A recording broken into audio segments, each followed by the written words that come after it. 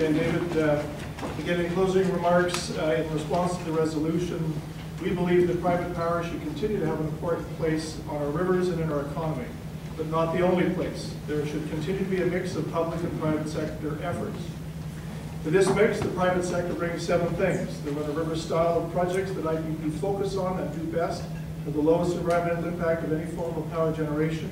BC Hydro is best known for its bigger reservoir-style projects. Number 2, run-of-river projects create jobs in rural areas where they're needed most. Number 3, run-of-river IPPs generate new revenues to governments in the form of water rentals, school and property taxes, income taxes, and often payments to local governments. Run-of-river IPPs provide the most opportunities for First Nations in the way of jobs, capacity building, payments, and equity involvement, as evidenced by the many impact and benefit agreements that have been signed by IPP companies and First Nations partners. Number 5, IPPs shield BC Hydro ratepayers from risks both during the high attrition development phase and from projects that get hit with construction overruns. IPPs do run-of-river style projects cheaper than BC Hydro. You're a broken record. And number 7, the private sector brings another hand on deck to help create BC's new green economy. This is especially true now that BC Hydro is busy with its own record level of capital expansion and hiring plans.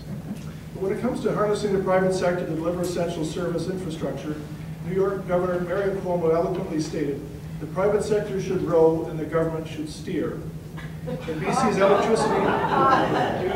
electricity industry, the government steering is done through government ownership of the centrally dominant BC Hydro and also through extensive regulation. And BC's electricity sector is one of the most regulated industries in British Columbia. On the environmental side of regulation, every run-of-river project must get over 50 permits, licenses, approvals, and reviews from over a dozen different government agencies before it can start construction. Regardless of whether a project is over 50 megawatts or under 50 megawatts, each project must get the same permits and be held to the same standards. On the economic side, there are 4 economic regulatory considerations. First, BC Hydro is the only buyer of our product, so they have tremendous leverage to get low prices. Second, unlike most industries, this industry has an economic regulator, the BC Utilities Commission, and its mandate is explicitly to protect electricity ratepayers, and it does that by making sure that BC Hydro plans to buy the power it needs and no more.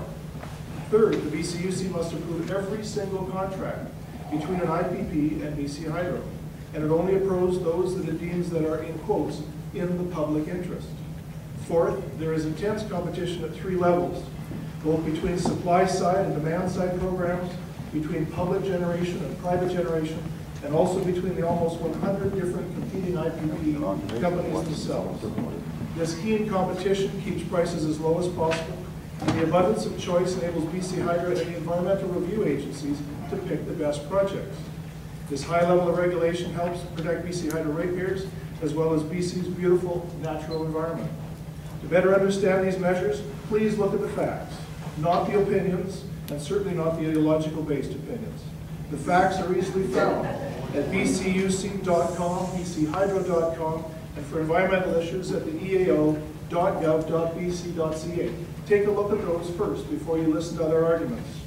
But seeing is the best way of believing, and accordingly, I invite all of you, including especially Gwen, to do a tour of an operating run-of-river hydro project. Go to Squamish instead. IPPBC has put on many tours, and we've shown hundreds of people how these run-of-river projects work, and we're proud of them. But coming back to BC, so my summary is, private power has an important role, so does public power. We live in a mixed economy. We're not advocating that BC Hydro should disappear. We both have an important role to play. Thank you. Thank you.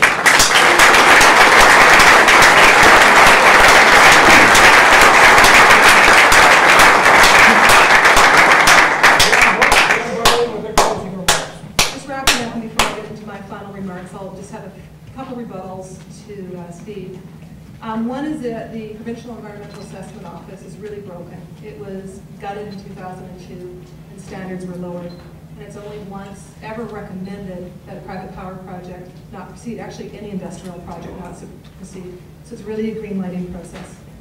And in regards to the BC Utilities Commission, they've been given their marching orders to make sure private power gets online and gets online quickly. And again, just in regards to, this isn't about deregulation, it is about deregulation, it is about privatization. And again, quote from Minister Neufeld, BC Hydro must be broken up and private sector companies given better access to the Crown Corporation's assets.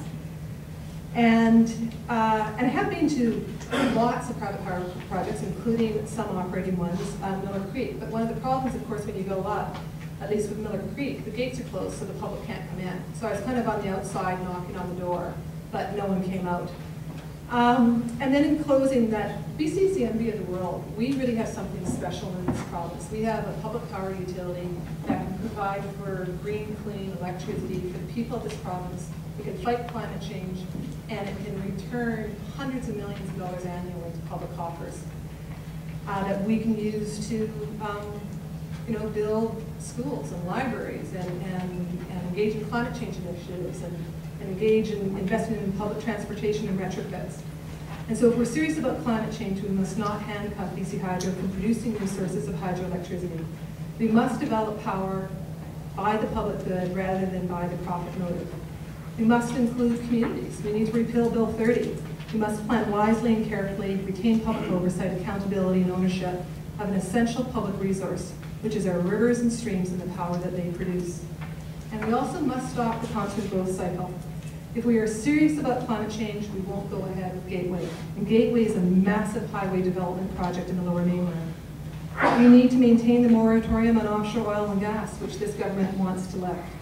We need to say no to the Enbridge pipeline, which would see a massive increase in greenhouse gas emissions from dirty tar sands oil pipe from Alberta. We need to say no to the electrification of Highway 37, which would increase greenhouse gas emissions by 1,200% through the production of 2 new coal mines, as well as many other mines in that area. But we need to say yes to democracy, planning, and public control over rivers and the power they produce. And I'll close with a quote by David Suzuki from his book, Metamorphosis.